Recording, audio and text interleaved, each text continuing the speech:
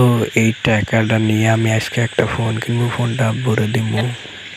চলে এসেছি ফোন কেনার জন্য রাজু ভাইয়ের দোকানে ঢুকে দেখি আমার ফোনটা রিসিভ মেরে কমপ্লিট করতেছে। তো ফোনটা নিয়ে আমার আব্বুরে দেবো, ফোন সব কিছু কমপ্লিট, জাস্ট এখন খালি নিয়ে দেবো। আর একটা কথা, আপনাদের একটা কথা বলাই নাই, এইখানে আসবেন, আপনাদের ফোনে যা কাজ করাবেন তাই পাবেন। আপনারা যে কোনো কাজ করতে পারেন ফোনের, এবং ফোনের র্যাম বাড়াতে পারেন।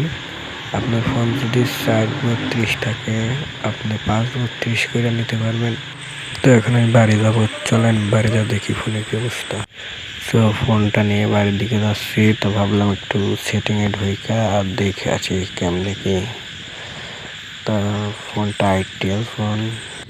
তো আমি ভাবলাম যে আমার আব্বুর একটা ফোন নাই, আমি আমার আব্বুর এই ফোনটা কিনে দেওয়ার চিন্তা ভাবনা করছিলাম। তো আমি সফল হয়েছি ফোনটা কিনে দিয়া। তা আমার মনে কাছে অনেক আনন্দ লাগতেছে, অনেক খুশি লাগতেছে যে আব্বুকে একটা ফোন দিতে পারতেছি।